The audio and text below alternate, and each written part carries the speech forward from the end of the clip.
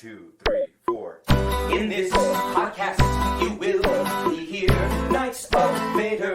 Knights of Vader includes, but is not limited to, talk of Star Wars, not Reagan's.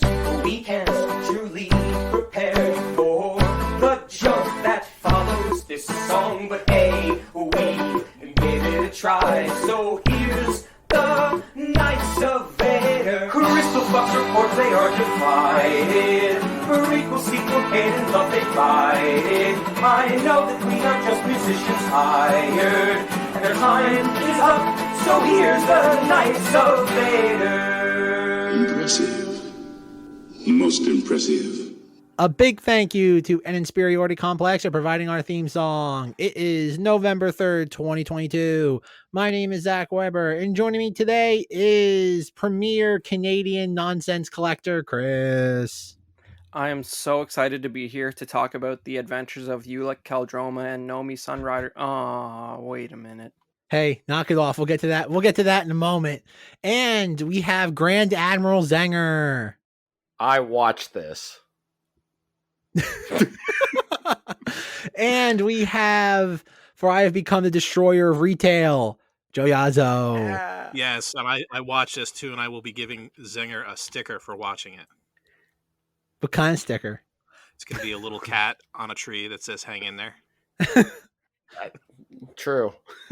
Oh my God. It should be stated that, like, I guess Chris alluded to very passively, and the title didn't give it away. We didn't explicitly say it, but after all that negativity, I'm just going to sit there, just dump fire on this and say, we're talking about Andor. If you ever wanted to watch The West Wing and The Wire combined with some Star Wars sprinkled, that's what we're talking about. Andor. You want to see one of the driest characters in a pulpy Star Wars film build some sort of contraption for 2 episodes with no payoff? I'm sorry, the 3rd episode will have a payoff. After, an hour and 15 minutes of buildup, we will have 5 minutes of climax. No, we are not talking about the Danish cookie of Star Wars right now, Andor. We're talking about actual Star Wars, as in Tales of the Jedi. The 6-part, Chris is dying right now. Just how I've described all this. Like, Chris, like, imagine somebody just, like passing a kidney stone for a second. That was sheer pain on someone's face. But yes, Tales of the Jedi, 6-part miniseries, shorts. I think, is there going to be more of this at some point, or is it just contingent on the reaction? It's called Star Wars Visions, but watchable by Zack because it's not anime. What the? Putting all my cards on the table right now. This was absolutely great. I want more of it. Andor's fine. I've been sitting on this for a while. I didn't get to partake in the last Andor discussion. Joe's heard me talk about this in real life. The best way to describe Andor is ordering a steak at the Rainforest Cafe. There's nothing wrong with ordering a steak at the Rainforest Cafe. It's just, if I'm going to go there once every 3 years, I don't want to order a steak. I want like a gonzo meal that might not be the greatest, but I had a lot of fun eating it.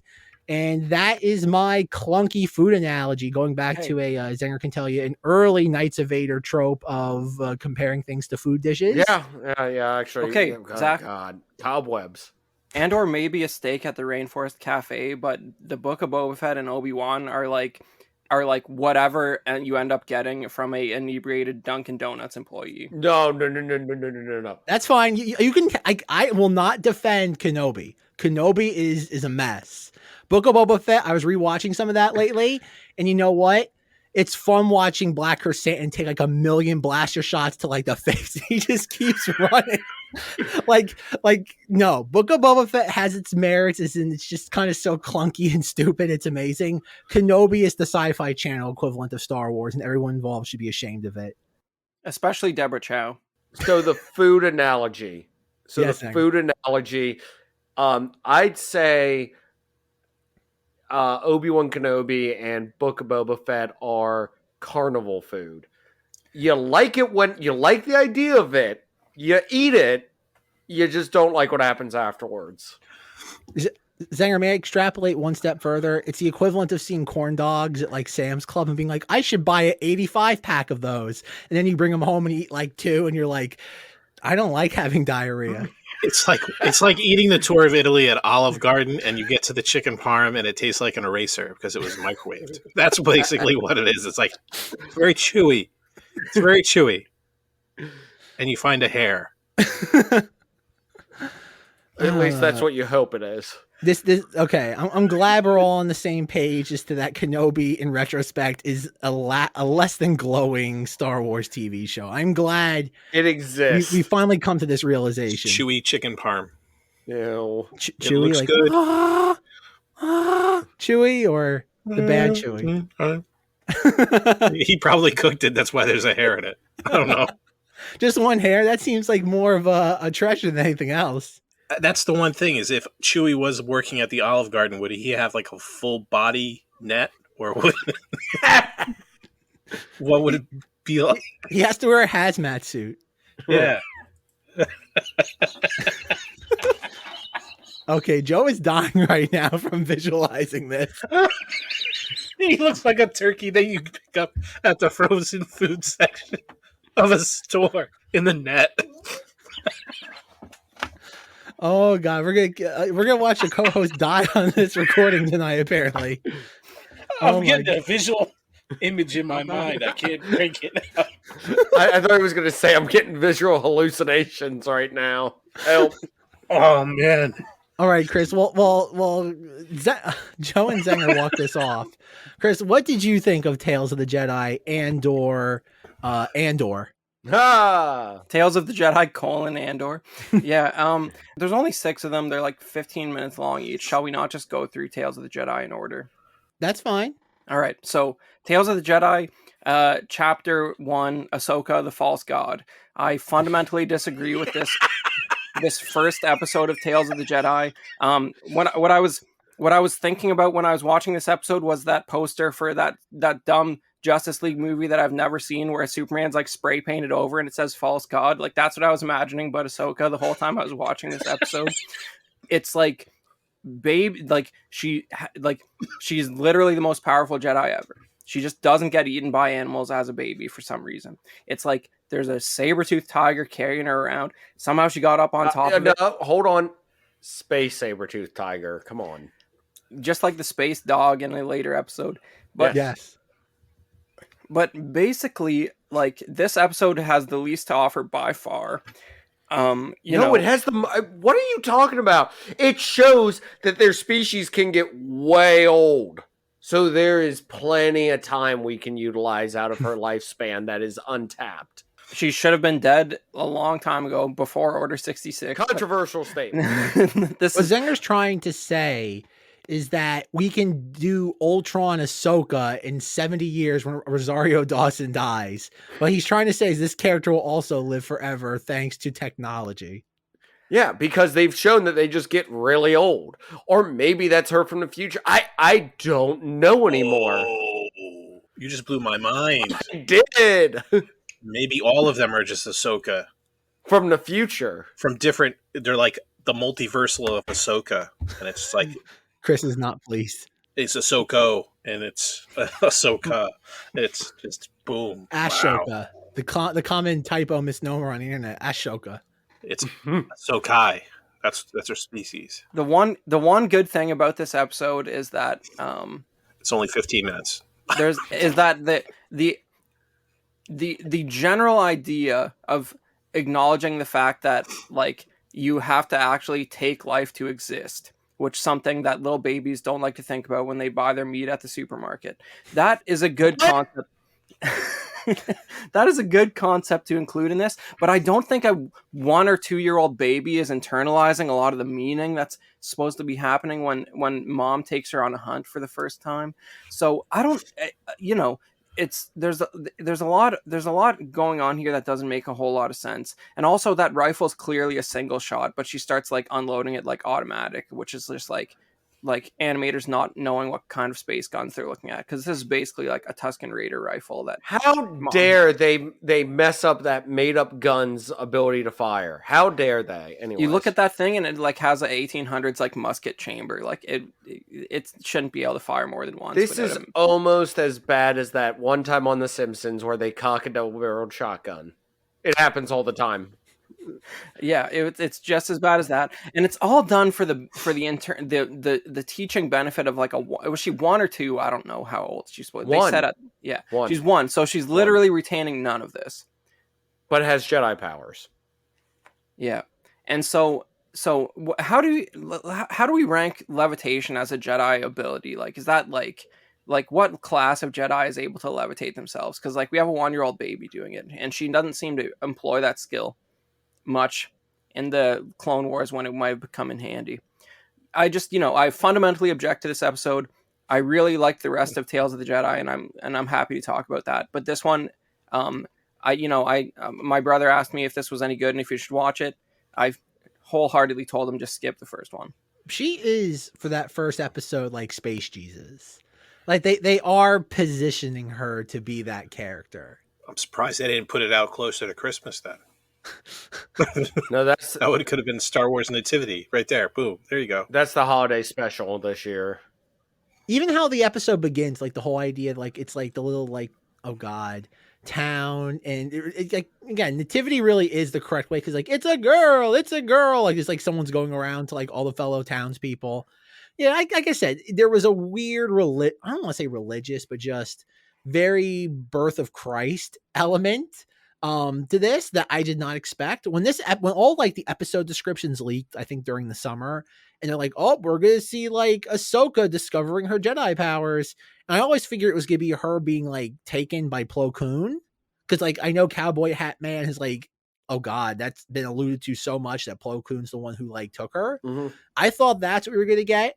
So I was a little surprised that they went so firmly into like, oh, Ahsoka's always had these powers and she's always been this divine being in a way.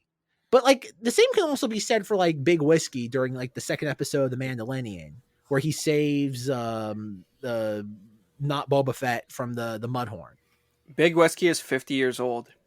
But what? Okay, but Yoda's lived to like be 1,000, so that's like what, 5 years old? Okay, he's also a Yoda. And clearly it doesn't mean anything based on what, the 4th episode in this? Yaddle can barely hold the door open. Zenger could probably bench press more than her. Yeah, I can. I'll lift anything. That door, if you go by Lucas canon, that door is a difficult lift. If you go by Disney canon, yeah, she should have been able to do that easily. And if we go by Star Killer canon, which I measure my lifting by, I'm unstoppable. Zenger, how many Star Destroyers can you lift? How many can I pull into atmosphere? All of them. Oh boy. Oh God. So, all right, Zenger, what did you think of this first episode? It exists. It sets up. There's a. Oh God. It's like poetry. It rhymes. There's a flow to this, and I feel like for some reason I had to start with reminding us all Ahsoka exists for a second. I don't know why, because I think that Dooku stuff. Sorry, I'm going to jump ahead real quick. I think that Dooku, like, if we're talking about heavy lifting here, like, his stuff made me love that character retroactively a lot more.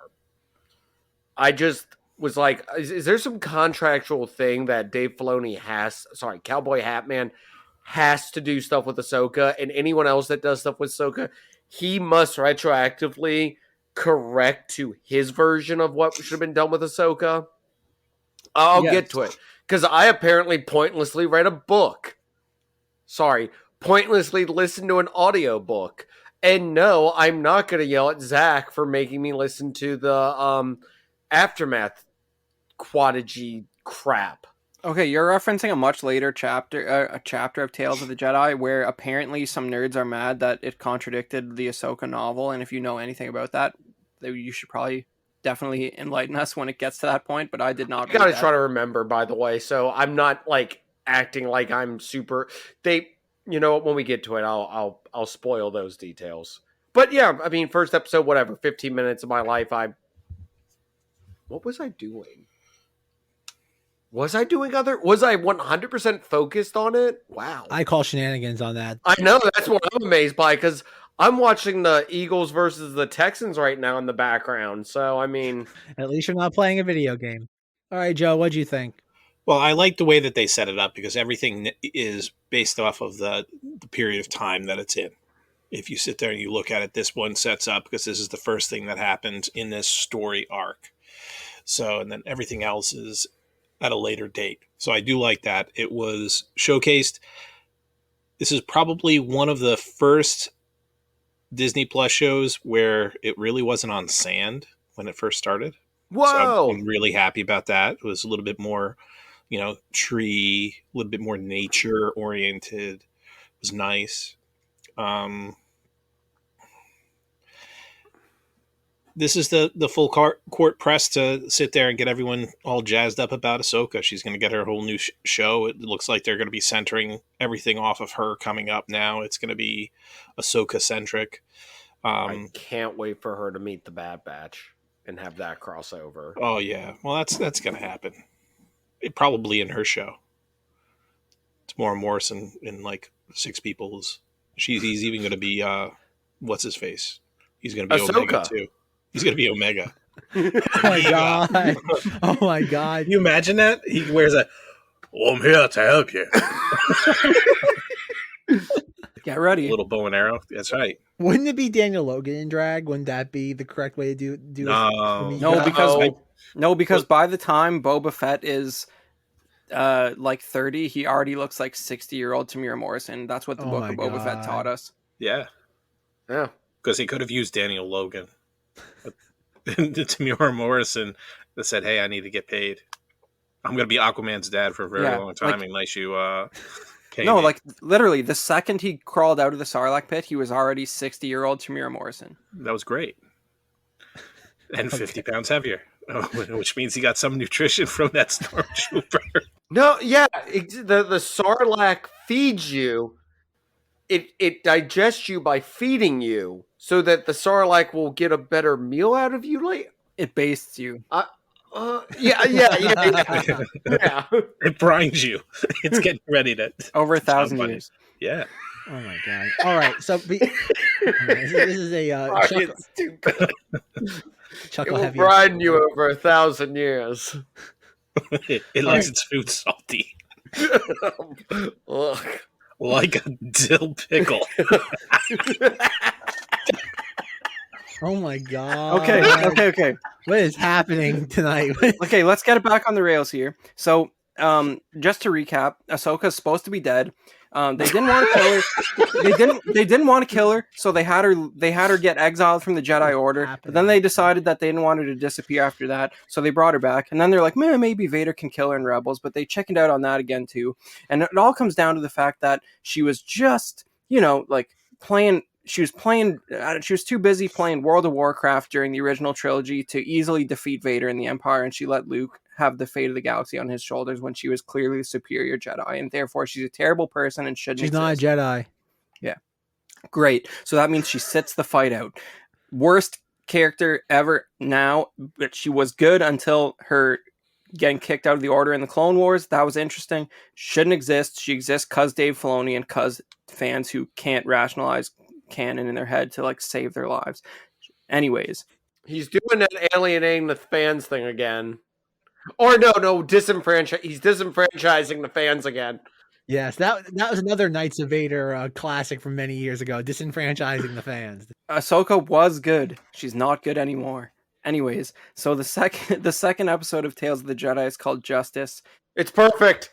Yeah, I mean, this features our earliest visual look at Dooku and his apprentice Qui-Gon Jinn on a mission to investigate a kidnapped senator's son.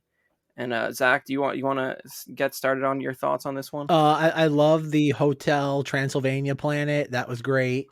Everything kind of about that's the thing. A lot of these aren't narratively deep, but there's a lot of ambiance and they're animated incredibly well. The music too, absolutely. And if it weren't for the character designs being that really hard, sharp, plasticky design that Lucas insisted on 2005, Thunderbirds, this would be almost photorealistic. Some of the backgrounds, you don't believe you're looking at animation. That's how photoreal it is. No, it's I think of all 3 of the Dooku segments, this is just I don't want to say weakest, just because the other 2 are just so strong and stand upon themselves. But no, I love Dooku's design in all 3 of these. I kind of don't know what happens to him in that 10-year span between the events of the third episode or the fourth episode and Attack of the Clones, where he gets like a pitch white like beard and hair. I don't know what Palpatine's doing to him. It's just Palpatine just lording over him for that entire time. It just makes him nervous. It's just Palpatine like dumping bleach on his facial hair, being like, nope, gotta get all the gray out. Smashes him in the face. You ever seen that part of Evil Dead 2 where Ash gets really scared and his hair instantly turns white? Yeah. That's what living with Palpatine does to you. Yeah. You're telling me that would have happened to Anakin eventually in Darth Maul? Yeah. If they had hair. Yeah, exactly. Only one with hair, white hair. Prove me wrong. The burden of proof is on you, Zach. What you're saying should have happened is that in the original cut of Return of the Jedi, instead of Lucas erasing Vader's eyebrows, he should have just turned him white. Then we really would have known it was legit. Yeah. But no, the whole thing of just the confrontation, seeing how aggressive Dooku is throughout both encounters with some official, senator, and then guards. No, it's interesting. It adds a layer of depth to Dooku that we really were never aware of. Again, in the Clone Wars, he's just this weird, just figurehead of the Separatists. Of course, he engages Anakin, Obi-Wan, Ventress, all of them, but he's more just kind of this, skilled swordsman that's a figurehead. There really isn't any sort of character depth to him in the Clone Wars. He's a mini boss. Yeah, pretty much. He's Bowser Zenger of the Clone Wars. Like, he's kind of this like end boss that they never really get to in any sort of meaningful way. Well, you gotta have it be. I guess he is Bowser in the sense of like but someone else is actually behind it in the end. Well, yeah, but again, oh god. We never get that moment though for like our heroes to realize that there's someone greater to Dooku than him. Because that's one thing I have to say about the 3 Dooku segments is that it does a rather interesting job of both fleshing out yet also being somewhat closeted as to what happens between the Phantom Menace and Attack of the Clones. It's kind of all over the place to the point where you don't know when everything is taking place. There's obviously a lot of issues with this show when it comes to continuity, because we'll get to it in a moment in the latter Ahsoka episodes where continuity just goes blatantly flying out the window based on one character's haircut. And oh, you caught it. Oh, of course. How could you not? It was in the trailers and it drove me nuts. I was hoping it was some like flashback, but the point being, it was a wig. We have to hope. He was in disguise. It was a helmet. He was in disguise around people he already knew. But no, again, there's a lot of that. That's what I like so much about this is that it's Star Wars, but it almost feels like it's weird to think of Star Wars now in the lens that we talked about a little bit with the Yoda's lightsaber thing back during the Book of Boba Fett. And I know Chris was very angry about Charles Soule, who's like, stupid nerd, stop like nitpicking the continuity. Just enjoy it for what it is.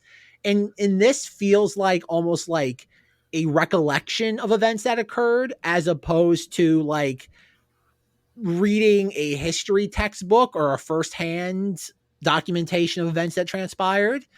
There's a lot of this that there's almost like a dreamlike feel to a lot of it. Even rewatching the Qui-Gon, Yaddle, and Dooku moments, there's something so peculiar about it, just how they interact with each other. I will say that it's great that they got Liam Neeson to do Qui-Gon's voice, but like this is clearly old man Liam Neeson, not like 1996 Liam Neeson. Like, not to say that I'm an advocate of Ultroning living actors, but like just hire a voice actor. Like, give a voice actor that can throw their voice to work, and you don't need to hire Liam Neeson if he can't try to make his voice sound like what it did 20 years ago. Listen, he sounded more like Qui-Gon than the 1999 Phantom Menace and Obi-Wan video game Qui-Gon. Okay, like, so that's fine. not even an apples to oranges comparison. That's like the opposite of Ultron Luke Skywalker. That's not the second episode anyways. Oh, whatever. 4th episode. Yeah, 4th. But no, second episode is pretty straightforward. It's fun to see young Qui-Gon Jinn look like kind of like an like off-brand Shaggy. That was kind of fun. Yeah.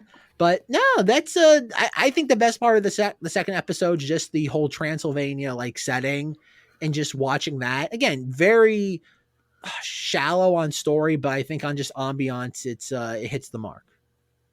I thought it was like, I think it's kind of weird, but to say this, but like the allocated budget of Tales of the Jedi starts to like show itself in certain ways. Like there's, considering these are 6 short chapters that have no, like in terms of location, there's really not much besides the Jedi Temple. There's really not much in common between a lot of them, and you do see a lot of repeat assets throughout, like the Ishi-Teeb guy, the droid that has like little walker legs. Like this appears in like 3 or 4 of the 6 episodes, just very conveniently. A lot of the same like sort of background character assets appear, and that's definitely the case starting out in this this second one with the town.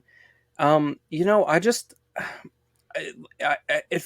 there's really not a lot of camera movement, and I think that's because a lot of those sort of especially wide establishing shot backgrounds are, I think they're just 2D art. And Zach, you were saying like how great some of the wide shots looked, and like I think the reason they put a bunch of time into it is because it's not actually like a 3D modeled asset most of the time. Because if you watch it back, like especially the wide shots, a lot of them they'll do like a pan or a tilt, but they're not like moving in a way where you can tell that it's actually like a 3D rendered environment for the most part, which it like I feel like this is a lot of just the characters on like static backgrounds, and it kind of shows if you're looking for it. Like I think the best example is coming up in a couple episodes, and I'll bring it up then, but I think it just, this one, the duration, I just kind of made me feel like, why not just give it an extra 10 minutes and make a Clone Wars episode? Because like this, they resolve this complex scenario so quickly, and I agree that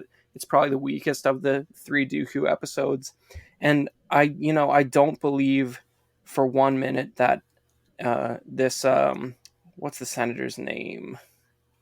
Doesn't matter. That is the senator's name. Well, Joe Senator would not have learned this moral lesson in 48 seconds. Like, I don't know, man. If you get choked to death enough, you might learn a lot. Oh, man, this guy... His son gave him a stern talking to in the car. Yeah. You're not getting any dessert, Dad. He's like, he's just sitting there grumpy in the car while his son's like, oh, we're going to work on this whole situation. I'll tell you, when we get back to Coruscant, I'm going to be on his case. We're gonna totally turn around the economic state of this planet. No more Paps Blue Ribbon. And can you imagine the amount of, like, no wonder like Dooku gets this reputation. Can you imagine the amount of paperwork that needed to be filed after a senator first opened fire on 2 Jedi, and then the Jedi attacked him and attacked his guards? Like, oh my God, what a situation this must have been by the time they got back to the Jedi Council. It's like, no wonder. Yeah, obviously they didn't care enough. Well, it's okay because Mace Windu did the paperwork for him. No, that's in the next one. Right. It's in the next one. Yeah, and if you watch carefully during the firefight at the barn where the kid is being held, I believe the only casualty is one Rodian. Good. Oh, that was out loud. It's interesting. You see this Twi'lek lady get shot right in the chest, but she's clearly still alive. But this Rodian's in the barn, and he gets shot, and he falls off like the top level of the barn, and he's dead. But R.I.P. Yeah, but I mean, it's like, it's the thing. It's like the reason the Clone Wars were fought by droids and clones with helmets on, and the reason that in Episode 9 you can put a severed alien head on the center of a boardroom meeting, because aliens are okay to kill. Mm-hmm. Poor Bulio. Hate to see it. Does anybody know what character I'm referencing when I say that? Mark Hamill. Wait, what'd you say? You guys, our Lord and Savior, the Rise of Skywalker. That's Bulio. He's the one who gives them. He's the one who gives them the message from Hux. Yeah, and he's dead. Exactly, he gets decapitated. What can we do to thank you? Win the war. It's Mark Hamill. The only person that knows it. Yeah, I knew it, but it's terrible. So what are you gonna do? No, that's blasphemy. Get out of here. So Chris, what you're saying is that Dooku pretty much gets like, oh God, like blacklisted from the Jedi because he's like a bureaucratic like pitfall.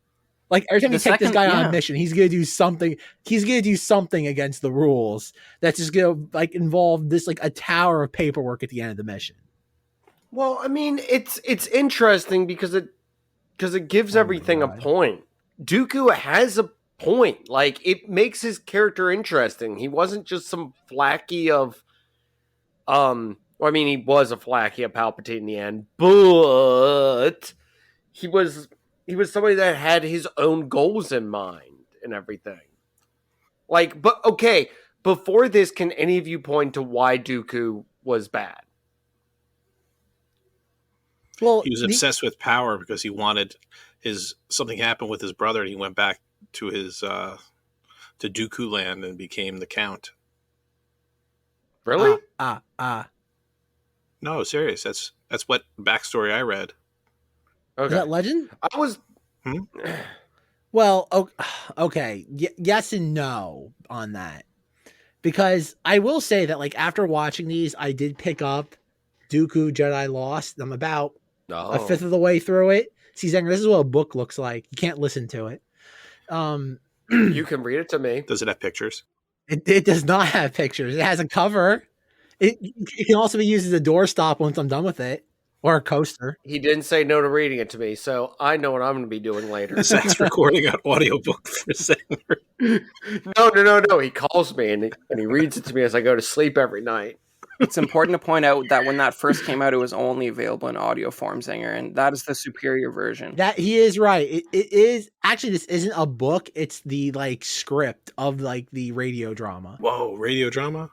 Yeah, Nice. I know. audio drama, because I guess it wasn't. It's good. Do they have sound effects in the audio drama? Lots. Nice. If they do it like they do the other ones on Audible or any of the audiobooks from Star Wars, yes, they're more expensive, but they normally have like actual Star Wars sound effects, Star Wars transition sounds, like everything. So Yeah, it's worth it. We should make one. Yeah, this is the Dooku Jedi Lost is really the content companion piece to Tales of the Jedi, like if anything is. And I'm glad Zach's finally checking it out. No. The content companion piece is Ahsoka because it's pointless apparently now to read it. Dave Filoni didn't write it. True from a certain point of view. Ooh. All right, Joe. Any thoughts on episode 2? I thought it gave structure to why he became disillusioned with the Jedi to begin with. Was that was the first real reason I thought when watching it. That was the reason why he started to get disillusioned by the Jedi. Hold on, Joe, you're saying the wrong word. He became... Disenfranchised. Thank you. Okay. God, I'm turning into Zack. The circle is now complete. But that's what leads him down that path, that the Jedi can't be trusted, this, that, the other thing. And then I have more to go on in other episodes. How old is Dooku? Like by the time of Attack of the Clones, how old is he supposed Old enough to to be? party. I think that real life Dooku was about 80, but I think canonical Dooku is probably more like 70 because that would sort of fit a little closer. Well, because like you to look what at we see okay, going when you on get here. to episode 4, like him and Qui-Gon look the same age. Well, he spent some time on Geonosis, so it's just, if it's anything like Tatooine, Oh, Ages you. ages you horribly. It could be the radiation from the two suns, could be all of that waste from the bug people. So there's a lot of things that could happen to you. I like that waste from the bug people. I'm trying to be very serious about that. Now, are they're we talking Geonosians, Joe. They have feelings. They're people. Well, But I mean, they can email me if they have a problem with what I said. they live underground. They know that sunlight's bad, man. See, they could post on Space Twitter, owned by Space Jeff Bezos. All right. Well, episode 3 is called Choices. It's another hilarious Dooku adventure, but this time he's joined by none other than Mace Windu. And they once Not again... voiced. Yeah, he wasn't up for it this time. It wasn't the clone. It didn't have the prestige of the Clone Wars movie. So Samuel L. Jackson was not interested. But this time it's yet another senator As it just always being a is. typical goofball and like neglecting his responsibilities. And basically, a Jedi who I actually don't know, Master Katri. I don't know if she's previous in canon. She kind of looks like Luminara. Yep. I don't I don't know if she has done anything else, but much like Luminara, she had a horrible end and had to be carried away in a coffin. But, so they Luminara precursor Master Katri was killed on this planet, and Mace and Dooku go to investigate.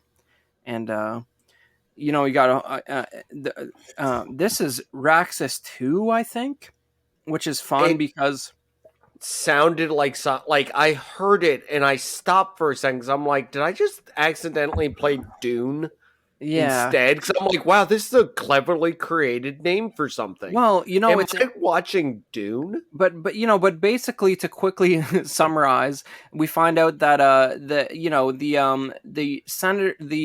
Sender's guard killed Master Katri because I don't know if they were trying to.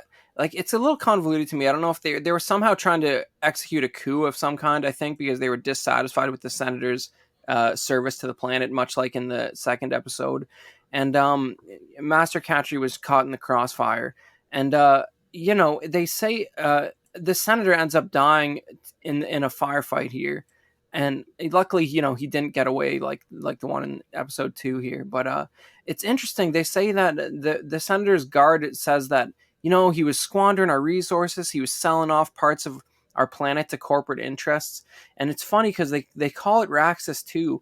And, everybody knows that Raxus Prime is the garbage planet from the Clone Wars game and from Force Unleashed, not Fallen Order. So it's funny because it's like you realize that this guy is the reason there's a whole bunch of garbage on Raxus Prime, because he sold it off and it became the garbage dump of the galaxy. Huzzah. Am I crazy? Like, this must be what's going on here, right? It's funny because they call it Raxus Secondus or something instead of just 2. But it's fun. I don't know. It can't be a coincidence that they point out that he's selling off parts of the system. And you see this hilarious garbage planet in the Clone Wars. So it's pretty cool. It's definitely better than the first Dooku episode, and it has a little more going on narratively. What did you think of Mace and Dooku's adventure, Zinger? Once again, building on the whole premise of Dooku is way more interesting because they're actually giving us a reason to why he's disenfranchised. Well, yeah. Yes, you're right. Yeah. Yes. Disenfranchised with the Jedi and with the Republic and everything. It's like I said, it's something to where it made me go, "Hey, he has a point. This is interesting." So I just. It's one of those things. It really, it's something that retroactively makes Dooku more interesting in everything he's in, because now we know his motives and why he's doing it. So that's cool and everything. Also, this is the only episode not written by Dave Filoni. So just throwing that out there. Kind of a random one too, for him not to have written. And of course, he gets passed up for the council membership in favor of Windu, even though I'm like, I don't think he was ever interested in that, but at the same time, it's, I think, the whole, like, he wanted to be asked, I guess. I don't know. It was one of those things where it was the lightsaber fight, and it's like, why do people take on Jedi seriously? Anyways. Well, it made me think of how silly Mace Windu is, because, like, he's just unlikable from the beginning. Like, he's just like, he verbally warns Dooku that he's going to tattle on him to the Jedi Council, and he's like always like being like, I don't know, the rule book says this and that, we probably shouldn't be getting involved in this. And then, it reminded me of like, Mace literally sees him like cause this negligent firefight that results in the Senator's death, and like just demonstrate like just general aggravated behavior and like callous disregard for the human life. And then in episode 2, Mace is like, he was once a Jedi. Like, he's definitely not capable of assassinating anyone. Like, he's not a loose cannon or anything. I filed the paperwork. It shows that he didn't do any of that. Yeah. Yeah, he said he'd put in a good word for him, and this made Mace a little bit unlikable. But it was cool to see the dynamics of another planet where a senator was just going rogue and basically causing general distaste for the Republic and the Jedi, although the general populace didn't really have anything to do with Order 66. Also, I still want to point this out. Really cool designs on the guards and everything. Like, it was something. I mean, the ones from Transylvania or whatever, but these guys had like really cool design to them. Like the glove things had like the claw look. I don't know. It was something to where I'm like, it's not just more human. It's something that looked a little different and had nice design to it. And also, of course, Dooku at the end becoming very interested in like what caused him to do.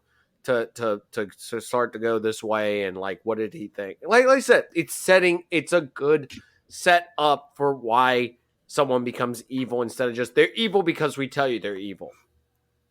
It's interesting that two episodes in a row it's just some senator like just being a dink and like causing I problems. want to see the stories that don't involve senators being dinks. I'm pretty sure there's only a few in existence. But the one thing with it, though, that whole episode showed how Anakin was treated is the same way that Dooku was basically treated. Yes. And how it led him down to that path. It's like poetry. And how the Jedi were more bureaucratic than anything else. They were... From my point of view, the Jedi are bureaucrats. Yeah. It's... I thought it was a good story to be told. It did do a lot for me to move Dooku in a better place. As far as a person gives motivation behind what he did, how he did it. But it was almost it was a change to what we originally said. I remember when episode 2 came out, I was reading the spoilers on it online, and they're trying to do the backstory of Dooku.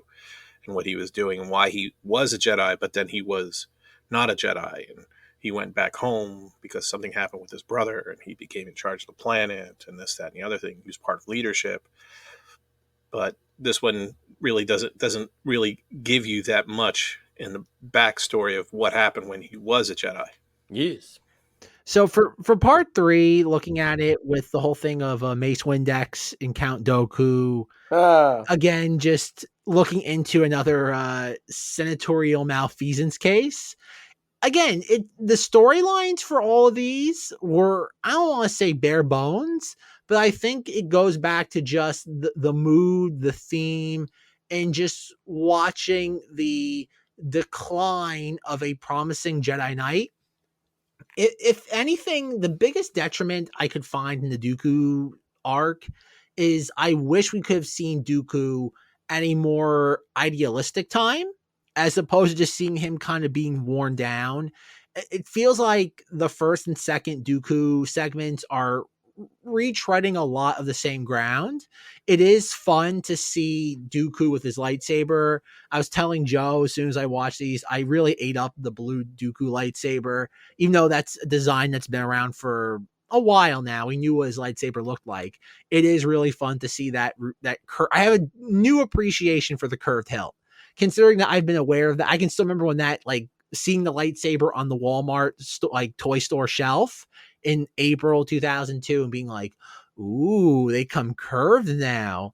I again, deeper appreciation for that lightsaber, even though 20 years as a Star Wars fan. No, it's even watching the more engaging response that Mace Windu and Dooku have against the Senator guards and all the droids that ambush them. That was a lot of fun.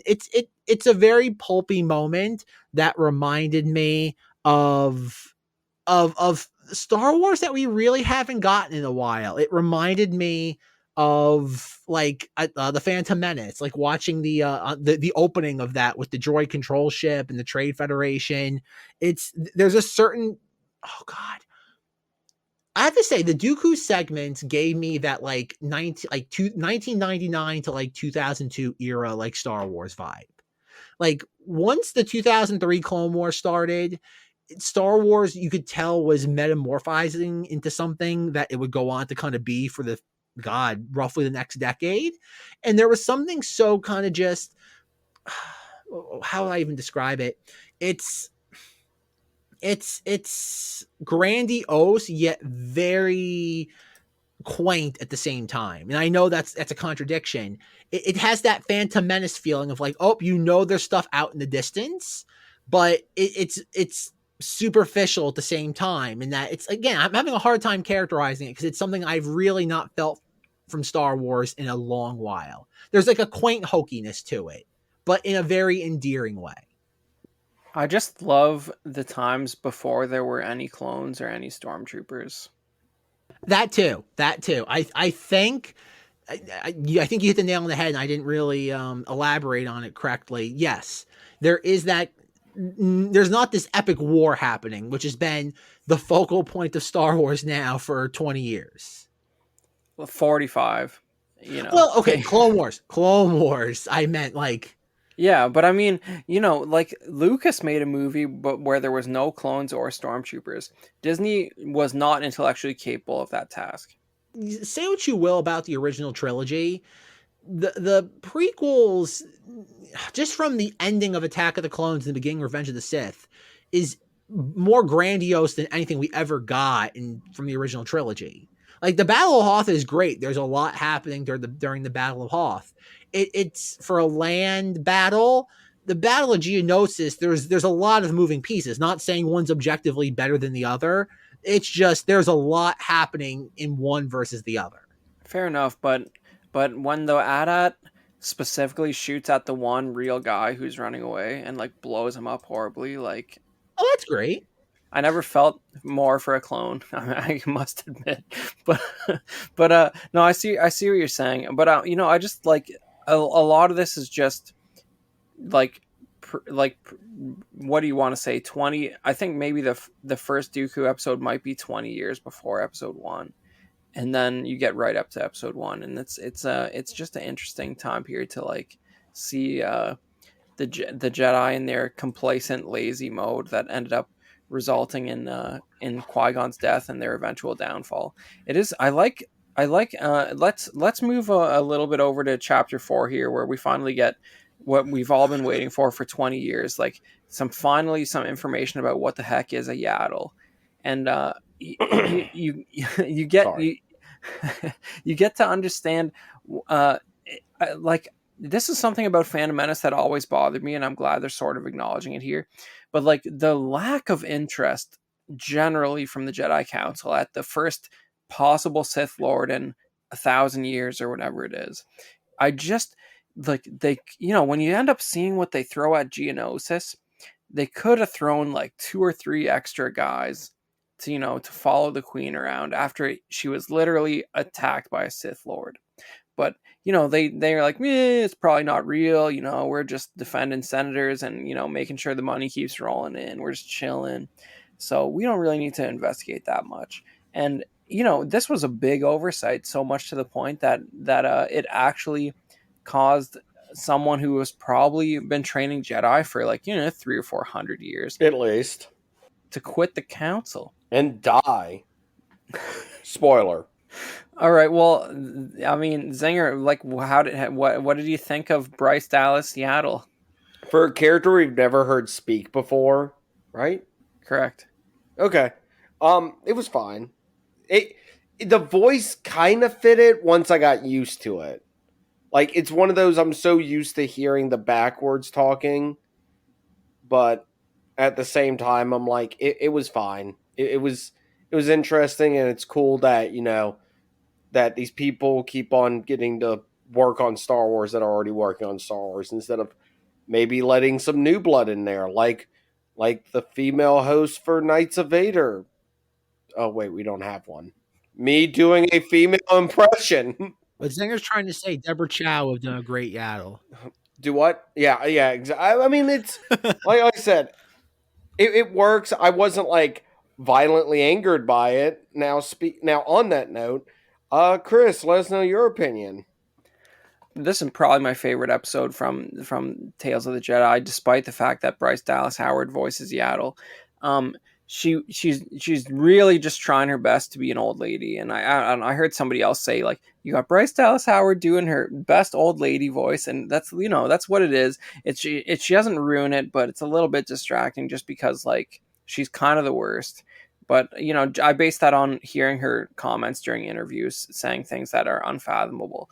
But I didn't let that get to me. I think this is about as good as you could have handled the concept that is Yaddle, because it's just one of those things where it's like she basically needs to be dead, and at least they didn't let us down on in that regard, because you can't have a Yaddle floating out there. There's too many Ahsokas already. That already makes no sense. So you need to, there can't be that many Jedi, like especially important, powerful ones, like lying around there. And I like the fact that what always bothered me about the Phantom Menace bothered Yaddle so much that she literally left the Jedi Council because they couldn't get their act together to literally assign 2 or 3 extra people to investigate the Sith Lord. And then Qui-Gon died because of it. And it's interesting because this part 4 opens up with Dooku erasing Kamino from the Jedi archives. And I feel like it was already canon that it was him that did this, and it was already canon that it was him who was impersonating Sifo-Dyas to order the clone army in the first place. Wow, if only Detective Kenobi could have figured that out. Would have made an interesting movie. Or if they had security cameras in the Jedi Temple, or if a password to erase a planet from the archive was longer than 3 digits, there could be a lot of things. There's only so many 3-digit combinations. Literally 999. And I mean, if you can erase a planet from the archives with 3 digits, no, it's 1,000. You just have 0000. Wow. Okay, I've been defeated logically. You know what? I got the perfect password now. 3 zeros. All right. Well, you'll never guess it. All spaces. I don't even know if it for sure was canon that Dooku did all that stuff before this. It was at least legends that he ordered the clone army. But it seemed a little bit easy erasing Kamino from the archives. That's all I'm trying to say. And this chapter is a little bit like the Solo movie for Count Dooku. Like, everything important that he ever did before episode 2 happens in this 4-hour span of time. Like, he erases Kamino from the archives. He has a conversation with Qui-Gon where he references the fact that Qui-Gon's always praising Obi-Wan, so then he can say that to Obi-Wan later. Qui-Gon always spoke very highly of you. It's like they're mining the 4 minutes of Dooku screen time in Attack of the Clones for things they can inject into this episode, and they literally hit everything as far as I'm concerned. And they didn't hit that. Apparently, him picking up when he told Kenobi, "You're wiser than me," or whatever. That was in an earlier episode. All right, yeah. Qui-Gon parrots the same thing back to Obi-Wan. Yeah, I hear you. That was in the previous one with young Liam Neeson character model, clearly based on reference photos of Liam Neeson, who looked a little more photorealistic than some of the other characters. And also, I don't think he was ever that young.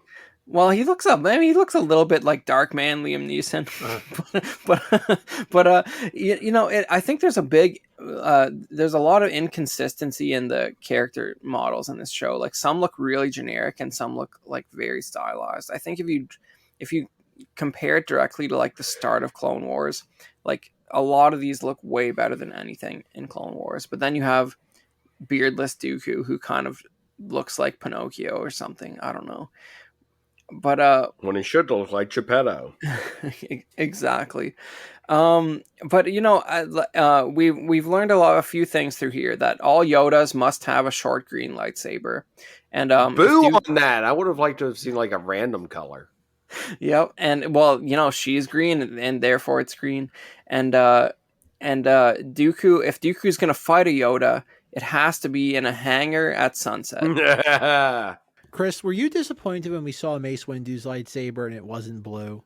A little bit, just because the cover of Jedi Power Battles is burned into my mind, and also the mail-away figure, right? yeah, the one episode 1 figure that says Kenner on the front. Maybe the Stap preview did as well, but that'd be the only two. Okay, I'm glad I wasn't the only one who picked up on that. I'm like, why isn't the lightsaber blue? And I'm like, I guess that's not canon anymore, if it ever was. Yeah, it never was at this point. But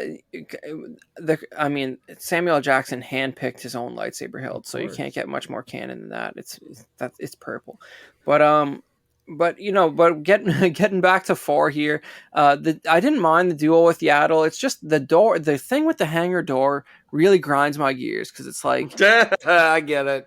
You know what I'm saying? Because it's like, clearly she wasn't underneath it, but if you check the tape, she was underneath it and should be dead.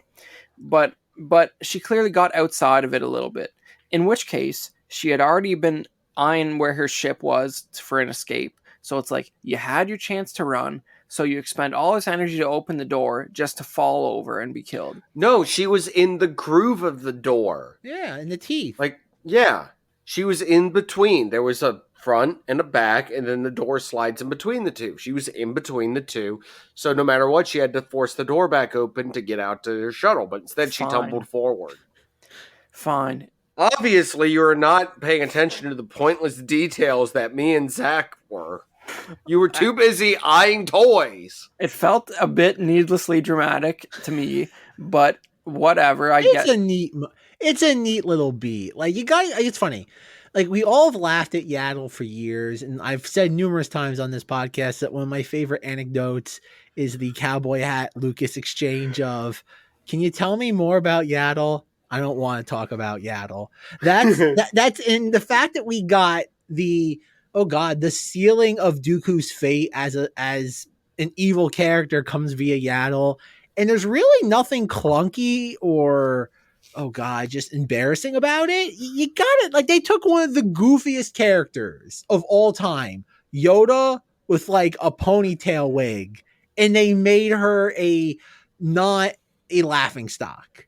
And you gotta give credit where credit is due. And again, the bar is set really low, but at the same time, they stuck the landing for all intents and purposes. So I'm like, Yaddle, like I said, like, it's like, okay, like, it was neat to see Yaddle.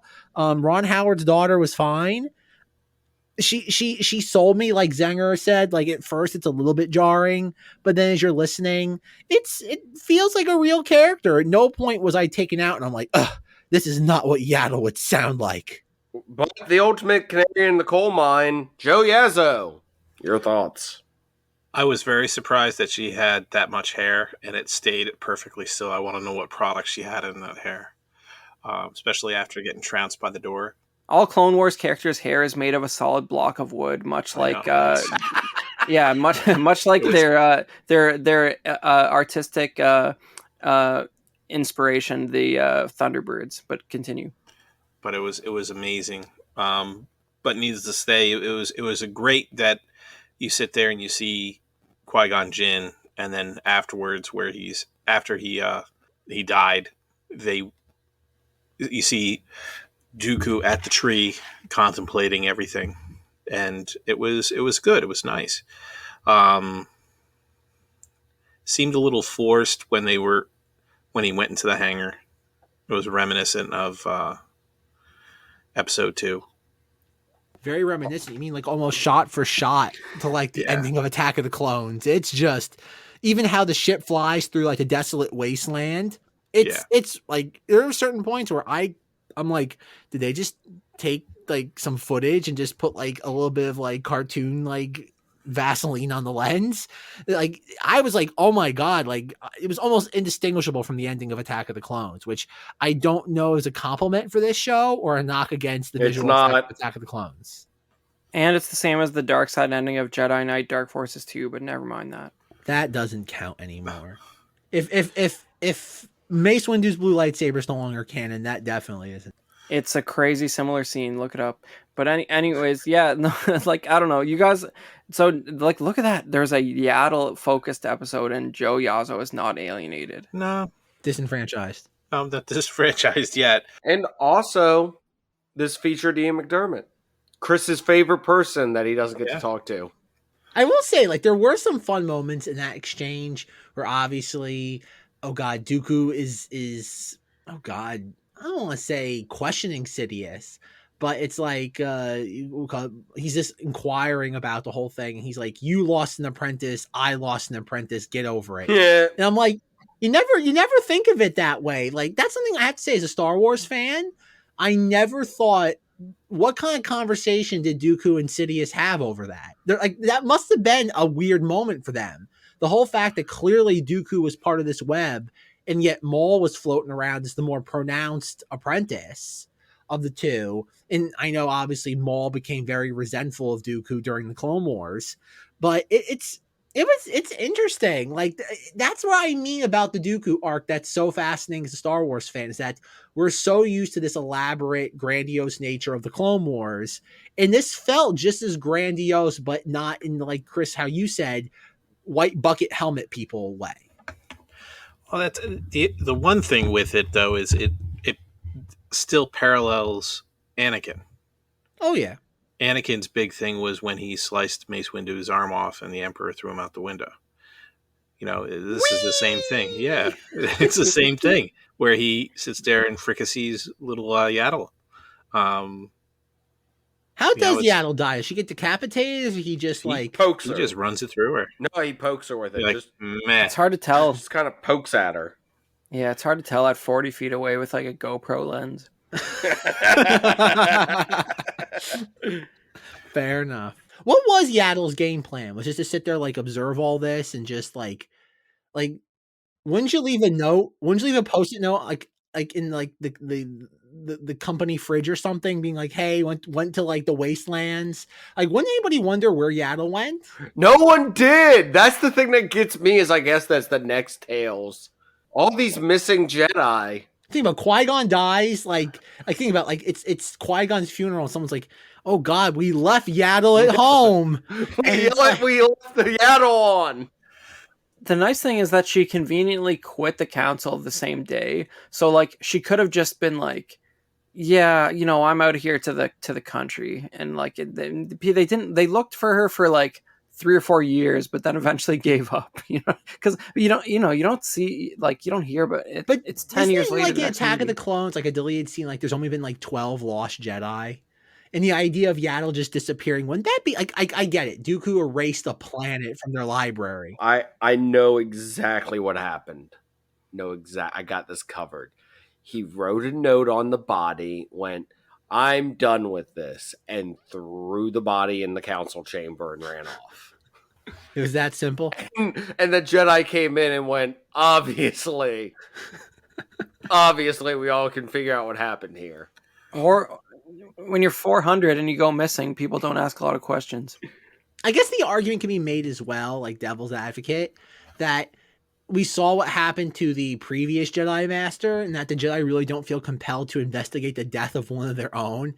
It's like, well, this person died, and just like move along. Like, they obviously are not very inquisitive. Well, you take a step out of all the other movies. What happens when a Jedi Master fails? They go into exile, never be heard from again. So when she gave up her council seat, she said that she's no longer part of the council. Most of the things, what would probably be happening is the Jedi would go into exile. And I guess that's also a Dooku essentially. Well, this is another part of the canon breaking of this, because it is alluded to, from what I've read, that Dooku like leaves the Order about before the events of the Phantom Menace.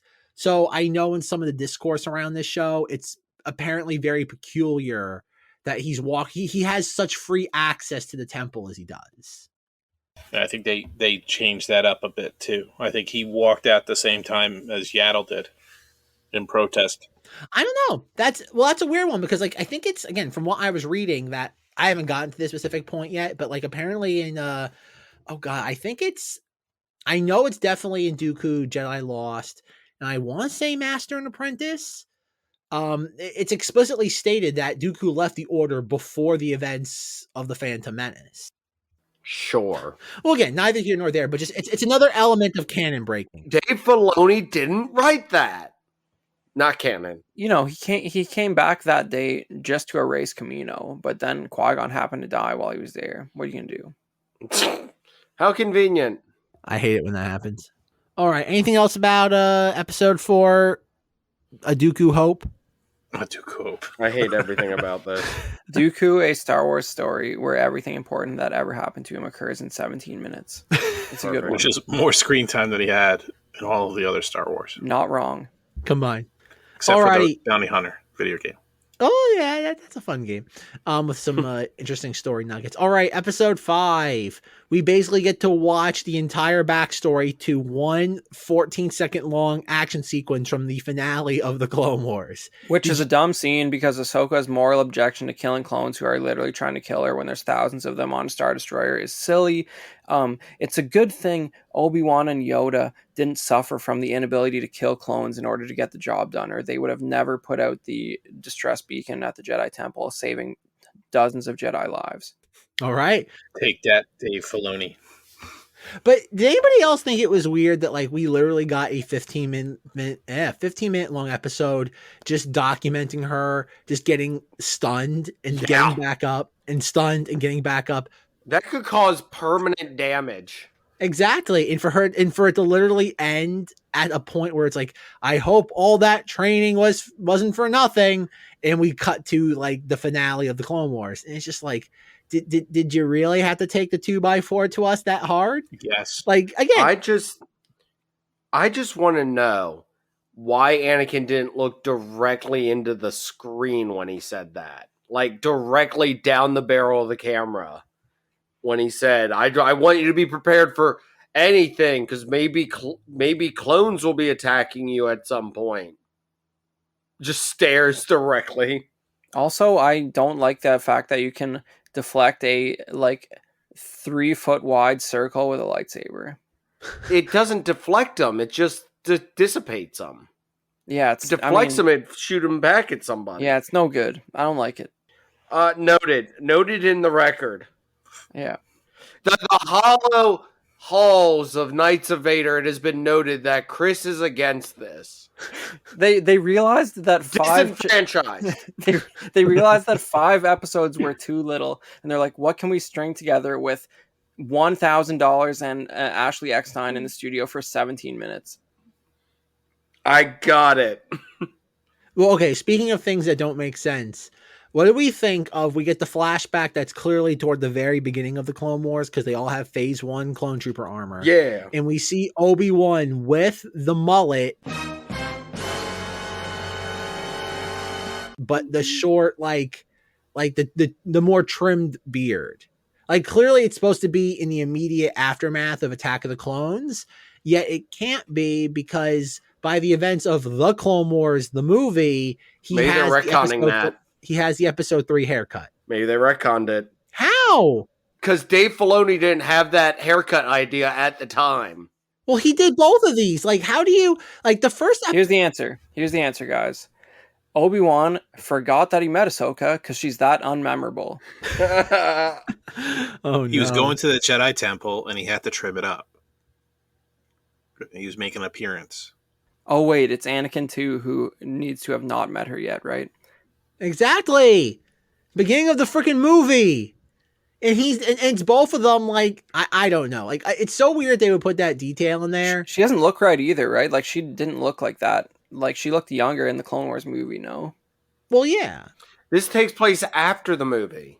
Well, that's the thing. It takes place after the movie. It takes place basically between season 2 and 3 of the TV series, approximately, which means Obi-Wan should not have the episode 2 Attack of the Clones haircut. That is the thing that I will, as much as I like the Dooku stuff, and the Dooku stuff is great, the fact that they chose a very peculiar haircut for Obi-Wan, something that he's never had on screen before, is and it's so contradictory to what it could ever be. And they could have just used the season 7 Obi-Wan model. Instead, they made something new so it would not fit. Perfect. the thing is, they couldn't use the season 7 model because it's that's like right before Revenge of the Sith. It would have to be something designed like it would have to be like a revised model probably of like the season 2. Okay, but the season 7 model would have been less problematic than this. Yes. But they get to sell more action figures now. They're not going to make toys on Yeah. any of this. No. They will. No, yeah, 100 No. years. We're just now getting Bad Batch figures from for the vintage collection. Joe, they did release a mullet Obi-Wan that is currently on shelves. It is a reissue of a 2013 Attack of the Clones vintage collection Obi-Wan. So if you want your mullet Obi-Wan, you can get him right now. I'm going. It's not going to have Tales of the Jedi on it. It never will. It will. I will do a friendly bet. All right. Oh, no. I will say that within the next 2 to 3 years, they will have a Tales of the Jedi Obi-Wan Kenobi with a mullet and the clone trooper armor. You're absolutely wrong. But even in Black Series, you won't get it. I will do a friendly bet as well that Star Wars Visions will be hailed as one of the greatest things Star Wars has ever done in like 5 years. Yeah, because when they do the new season, there'll be some that aren't anime, and Zack will watch them and finally realize how great they are. There's a lot going on right there. Speaking of toys and Tales of the Jedi, Chris, how does it make you feel that the only merchandise we have from Tales of the Jedi are 2 Disney theme park lightsabers? Just 2? Or you could get your monocles out and get Tales of the Jedi #1 from 1993. Well. Oh my God, Chris, you're not gonna let that go, are you? All right, so Chapter 5 sucks. What do we think about Chapter 6? Chapter 6 was fun. Like, I have to say that they did. No, it wasn't. You go sit down. Okay. Go to your room. It's a rather ho-hum story. Like, like Ahsoka has given up her Jedi roots. Like, she's working on the farm, milking the cows, painting the chicken coop. Not being a Jedi. And it's like, well, we got to bring all the bales of hay into town, and we're only going to get a quarter portion for these, even though we got 3/4 last season. And so, like, and you Dang obviously... Empire. Yes, dang Empire, like shake your fist to the sky. And so they come back and you have like the really cool Inquisitor guy who like we've seen in all the marketing who looks like off-brand like General Grievous. He looks like Dollar Tree version of him. And it's like, oh, okay, like this is neat. Like he has the father and the brother like tied up, and it's like, you think you're gonna get rewarded, you get punished for your insolence. And obviously Ahsoka shows up and does her thing she did from Rebels. She's like, I'm no Jedi. It's like the guy's like barking Jedi at her. And you do get a pretty cool action sequence that's on par with the Obi-Wan Maul fight from Rebels, where pretty much like he's like, I'm going to tear you limb from limb. And like he has this little like helicopter blade lightsaber, which is always fun to see because those are things are maybe the stupidest thing Star Wars has ever done. And they are not going away from it. They are leaning into it. I know. Like we all thought that like putting like a comical wig on Yoda was the stupidest thing you could ever do, but a helicopter blade lightsaber will always be the just trashiest thing you can do with the franchise. And yet Disney's just like, nope, we just keep betting harder and harder on that. Put it in live action. They'll like it this time. For weeks, we lived in fear that there'd be a literal helicopter moment in Obi-Wan. It might have improved it. Exactly. Just Vader gets it, and just that's how he leaves the battle. just flies off. Now I have the high ground, Revo. Chris, which is more egregious, helicopter blade lightsaber or a Roken? Which is a more egregious thing for the Star Wars canon? Absolutely Roken, because in a cartoon, I don't need to like I on some level the visual representation is not canon because they're cartoons. Roken does not know how to fly a starship. Okay, so throwing it out there real quick, do I remember much from the Ahsoka book? It exists. The battle's kind of similar in the sense of she like owns him with like 0 to no effort.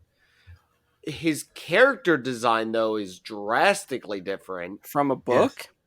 Because they also had comics where the sixth brother appeared. Yes. And he was described in the book. So and E.K. Johnston, I think I said in a previous episode, is like going on the record, and she's like, "That's not the design that we agreed upon when we were like writing the novel and getting." She's a bit of a troublemaker. I know. That's half of the Lucasfilm like people nowadays. She doesn't like Eclipse. She said cancel Eclipse, and that's not my hashtag. Not my sixth brother. He has a robot arm because Vader cut off his arm for the fun of it one time. He has like window blinds across his face, and yeah, Like I said, off-brand General Grievous. He kind of looked like the cop from the 2009 Star Trek. And then the new design actually looks more interesting. It's got that big Imperial symbol on the cape. His mask looks like a knockoff version of the Reaper from Overwatch. So, I mean, looks cool for the 5 seconds he was alive. Yeah, he's clear. Where was this guy when we were getting like the Munsters and in Obi-Wan? Like Dead.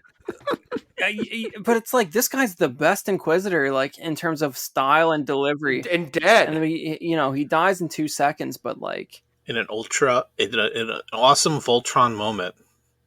Yeah. You're just waiting for that like flashy light, and it just, whoosh, and then he's cut in half. yeah, but those guys in Obi-Wan were dorks, man. Like this guy's way better. Yeah, because he was one of the first class. He was like the good group, and he got off, so they had to start scraping lower in the barrel.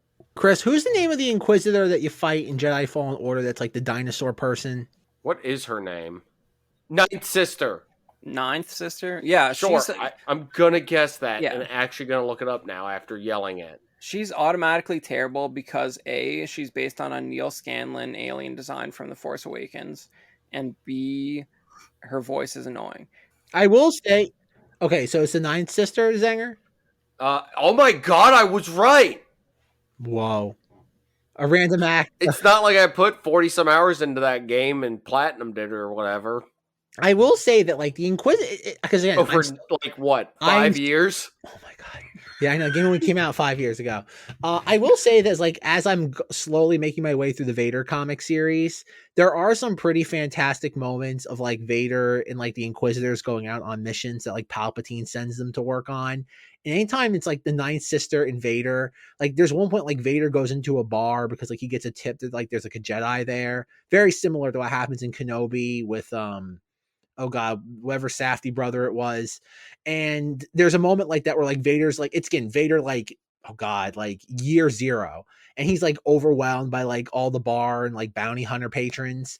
And he's like, Ninth Sister, help me, like on the comm link. And she just like turns it off and she's like, huh, weird transmission glitch. Like there's she's really passive aggressive. Like that's like, there's the Inquisitor is like Chris said, they are really dorks.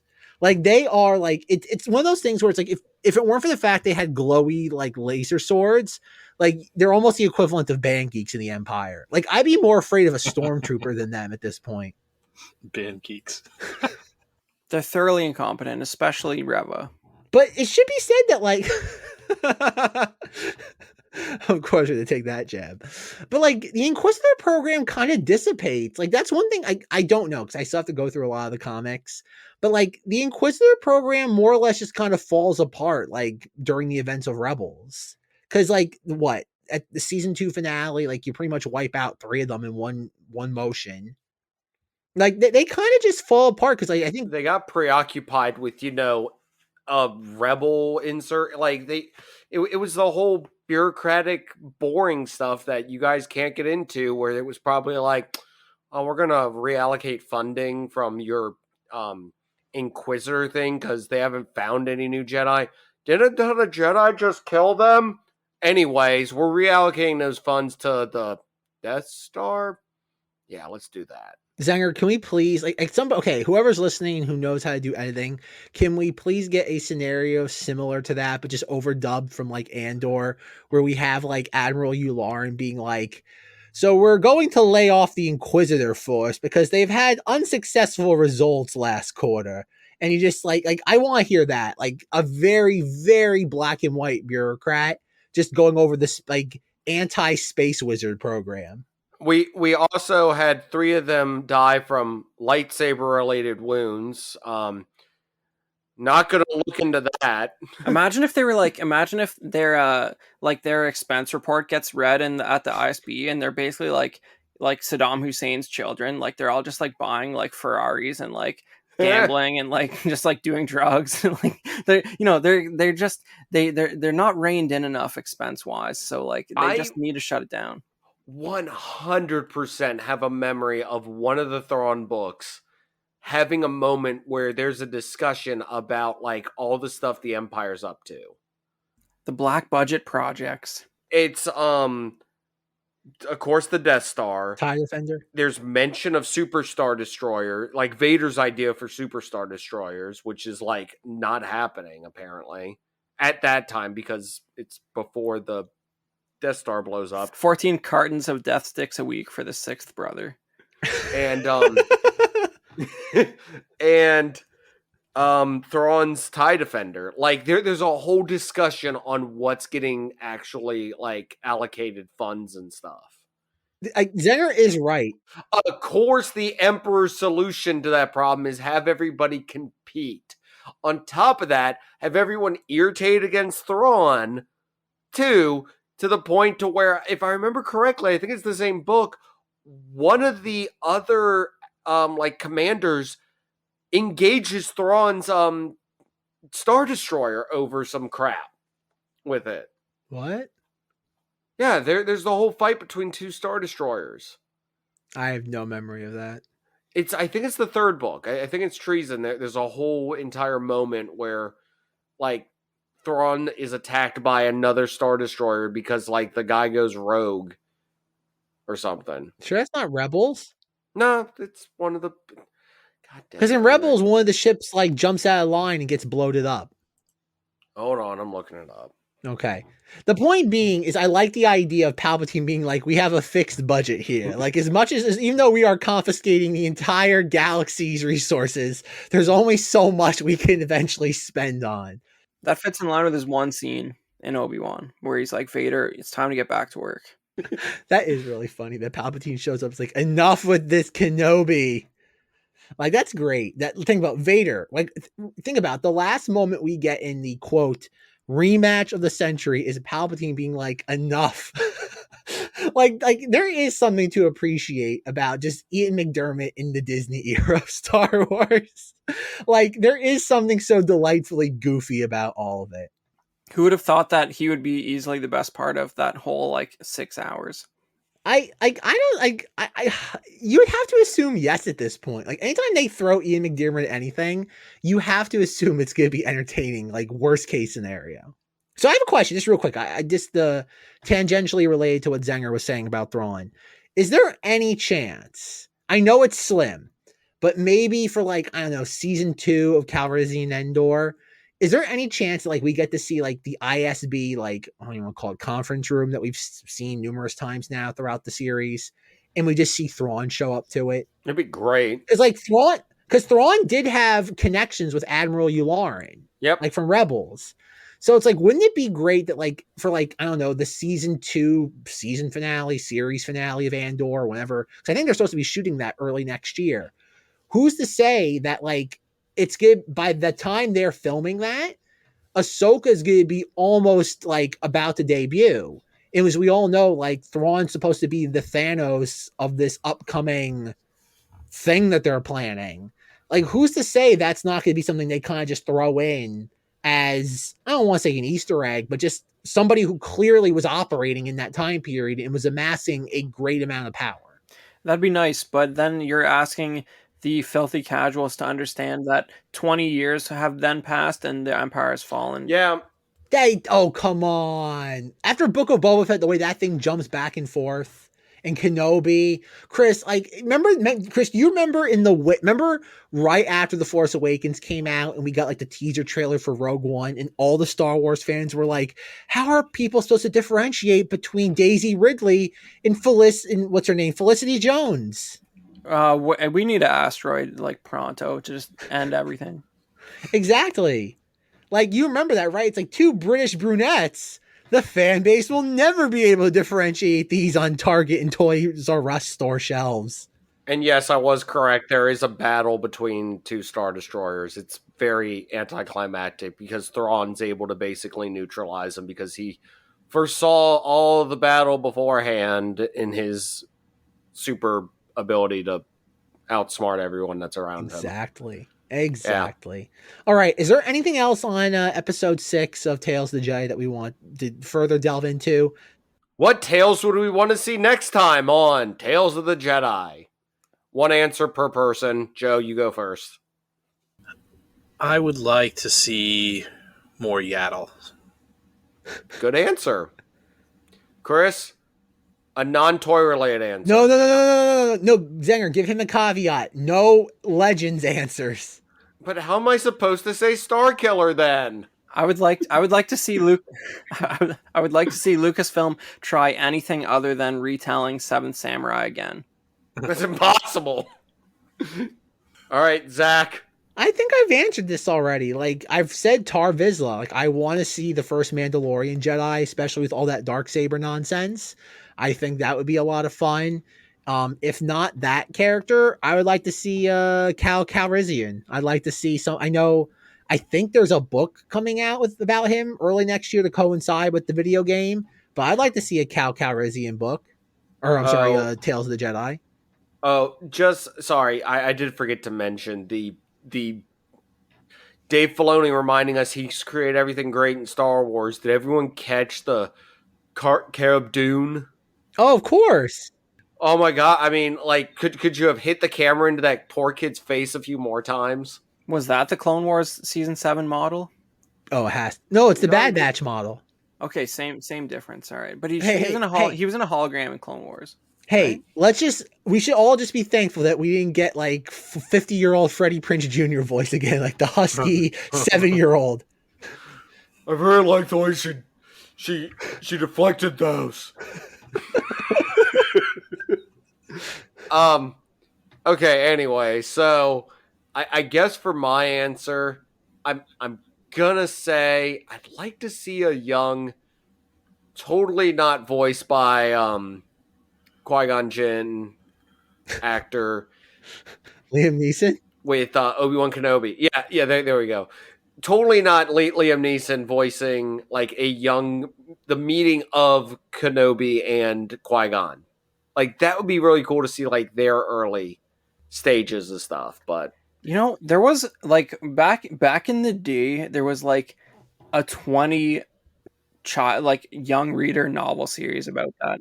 Oh my gosh, the Jedi Apprentice series. Yeah. I totally have one where the first volume of it is like him floating the lightsaber in front of him, like between his hands, like this. I know we're in an audio medium, but yeah, I mean that would totally be cool. Or maybe they could do something new.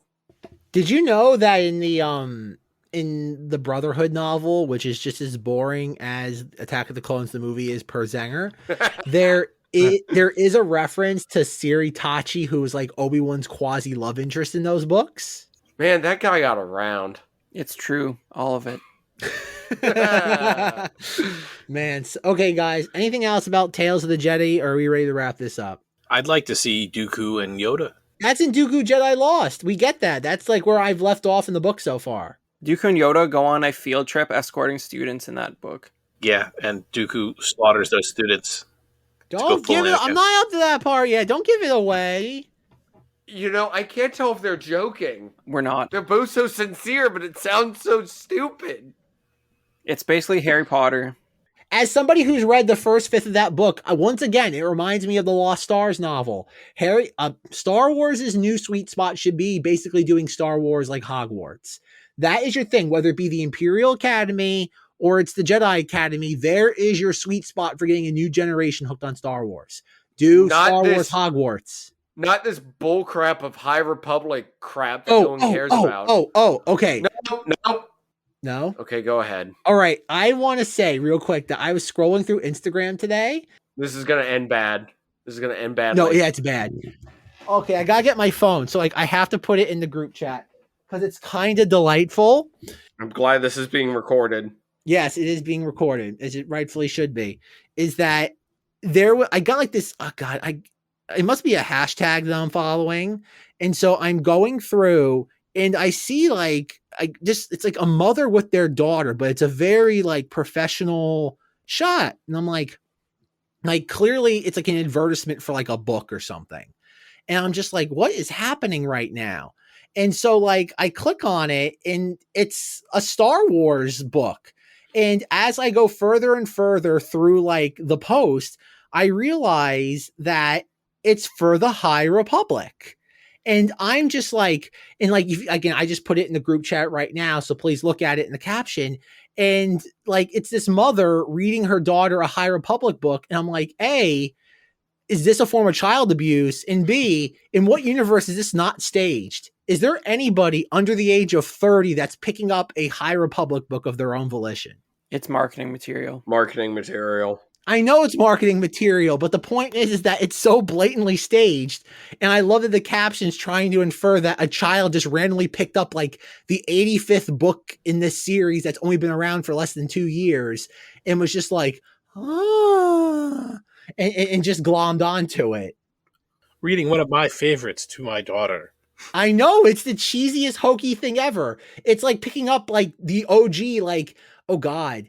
Like Chris, like picking up that specific copy of the High Republic out of the blue is what? The equivalent of reading like, oh God, I'm trying to think. Like, what's the most obscure Star Wars media that requires an insane level of context to understand what's happening? The novelization of Attack of the Clones. I was going to say the Truce at Bakura, but that's just as good. But either way, I actually think I own the novelization of Attack of the Clones somewhere in this God forbidden house. And if I find it, I'm going to beat somebody with it. You guys just gave me a great idea. Hold on. This episode will never end. So it's always promising when someone says, you gave me a great idea, and then walks out of the frame. yes. On that note, to compare mine to Zack's feed, mine has a picture of someone's pelvis, skeleton of a pelvis, and then another picture of a pelvis, but with like slicked back hair, and it says Elvis Presley. Legends alert, EU alert. Yeah, well, I obviously have it as well. And look at that cover with Vader shaking hands. I'll temporarily not fire on your primitive rebel base due to some sort of political reason that children wouldn't be interested in, much like the High Republic. And Zach, I will take a picture of this and send it to you on your Facebook feed of me giving this to my daughter and reading it to her. No, so you can have it to go Dude, on. if you reply that to that post, my God, that's me. Joe's gonna die again. Stage it the exact same. That's better than a Wookiee hairnet. Oh yes, and just a speech bubble on your kid, just saying, "I know what this is." With a thumbs up. The AI that runs Star Wars is going to be so confused on what to do next after seeing that. Oh my God. Perfect. All right. Once they get up in the morning, I'll get both of them. I'll take a picture. Be like, girls, let's take a selfie together. Come on. Joe, you're going to have to deliver on that now, I'm afraid. Do it upside down. Maybe they'll understand it. I love how it's such a good idea that there's a dog howling that might or might not be getting picked up off of just how terrible that idea is. I mean, great. Oh, man. Joe frantically wakes up his daughters at like 11 o'clock at night. Girls, we have to make up. a meme. Yes, we have to. Oh my God. I don't know what's just funnier, the idea of just envisioning this or with whoever was it, Chris describing it as a caption bubble of them saying, I know what this is. He didn't say. I will make it happen. And Joe, you have to tag this person that's clearly abusing their child as well as Star Wars media. And in the caption of this promoted post, she literally lists the full title of the book in each of the separate 3 paragraphs. Yeah. I think you'd have to acknowledge that. Chris, we can't get people confused with the other 84 titles in the High Republic series. Yeah. So when I do my caption, I will do an all-new Star Wars adventure, Star Wars Truce at Bakura. Oh my God. Kathy. End this. End this. Please, God, end this. We're going to end it. Joe, but Joe, like, that's the funniest thing I've heard of in at least 72 hours. So you better actually do that. I will. Yeah. And then, yeah. So, this is amazing. Tales of the Jedi didn't suck. I really thought it would. I'm not at all bothered by it, except for the first segment. And Zack's crazy. Andor's like the best thing that's ever happened. Still behind. It is a steak at the Rainforest Cafe, folks. It's fine. It's just not what I go there for. All right. Anything else about Tales of the Jedi or Calrissian Endor? And I'm glad we're finally getting this Snoke prequel series that we are entitled to as fans. I'm glad we're finally seeing how Snoke was created. Well, luckily, Andy Serkis actually knew where he was when he played this character rather than when he played Snoke. So he's giving a little more effort this time, but I don't think Zenger's seen any of that yet. I know he's Okay. I know he's in it. Well, he's acting and like he cares where he is and what he's saying. So it's way different than Snoke. Hey. It's fair to say that it's a true Star Wars trope of having actors in situations where they have no idea what character they're addressing or what they're trying to convey to the audience. If you want any reference for that, just go watch Attack of the Clones. Zenger's like anything on Camino. Christopher Lee had no idea what was going on in either of those movies. And he sold it. He was a thespian through and through. He sold it he stepped up to the plate and made it work every time. What's that? You want to direct me on what somebody sounds like when they get stabbed in the back? I know because I did that to Nazis. Yeah, that was Lord of the Rings, but same difference. He didn't care. Were you going to tell him no? Okay, so concludes possibly one of the craziest episodes of Knights of Vader ever. Check out the Facebook group. Check us out on Instagram at KOV Podcast. Hopefully by the time you're listening to this, that we will have that image of Joe Yazzo bequeathing, I don't even know what book it is now, to his daughters. Take a screenshot, everybody. Okay. Yes, exactly. Please rate, review, subscribe to us on whatever podcast platform you're currently listening to us on. I saw that we got 2 more 5-star ratings on Spotify. Thank you to everyone who is rating us there. Like I said, there's a lot of podcasts that have infinitely more viewers than us that have less than that amount of ratings. So thank you very much. Hopefully more listeners. I mean, viewers would be weird, but whatever. Oh, whatever. 6 to 1, half dozen the other. The consumers of media. There you go. Just be happy we're not charging $8 to listen each episode. Wait, we're not? Thank you to the former Immortal Lansbury for providing our theme song. Check out the show notes to hear more from them. For questions, comments, concerns, or snide remarks, you can contact me, Zack, on Twitter at Cinemoddities. But when I am not on this podcast and I'm not doing a Cinemoddity, Chris, where can people find you? You can find me at the Chris Porteous on Instagram, and like Zach said earlier, go ahead and follow at KOV Podcast on Instagram for spicy Star Wars memes and alerts to new episodes. Joe Yazzo. You could find me on the Wheel of Convo. We just finished taping our episode on Fad or Future. We just released earlier this week. Come give us a listen there. Zenger, what is happening in the? Are we finally getting the Zengy circa 2018? You know what? Anything could happen in these shortening days of these latter months of 2020. 2-2. 2-2. My brain shut off. Sorry. Zenger, can I be part of the Wakanda Forever discussion? Most definitely. When's that going to happen? I don't know. At some point, we're still waiting in anticipation for Black Adam to come to HBO because none of us are willing to go sit in the theater for that. Joe and I saw Black Adam together. That's right. And it was the best thing you ever saw, correct? Okay, awesome. Anyway. My favorite part of the movie, Zenger, is when he says up and at them. Perfect. Then he immediately says, the goggles, they do nothing. I love how The Simpsons predicted Rainier Wolfcastle to not be Arnold Schwarzenegger, but to be The Rock. Anyways, end this episode. Alrighty, folks. Good night, but not goodbye. And as always, may the Force be with you. Remember Alderaan, down with the Empire.